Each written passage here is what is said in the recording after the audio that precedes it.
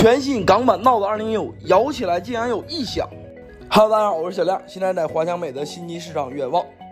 前两天呢，给一个粉丝拿了一台港版的全新 Note 20U 12+256G 的。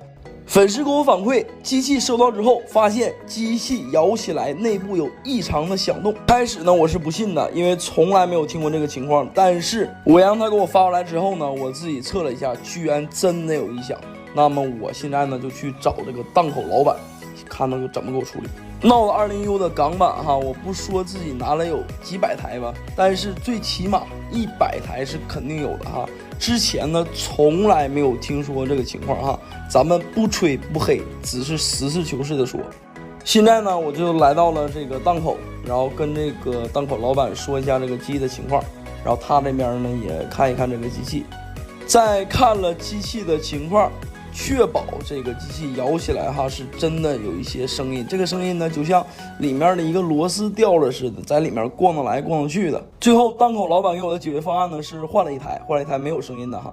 这个手机呢，我把它拿到这个市场档口这边来了。在市场做背包客的，拿这种新机的都知道，这种新机呢，档口呢是不保的，是让你自己找售后的。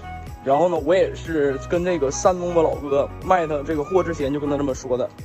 但是呢，这个老哥给我反馈这个情况的时候呢，我第一反应让他自己给我发过来，因为这种问题，在我的认知里面不是机器的售后问题，我觉得不是售后问题，绝对是机器要么是怎么有问题了，跟售后一点关系没有，所以我让他果断给我发来，这个事儿我是肯定要给他处理的。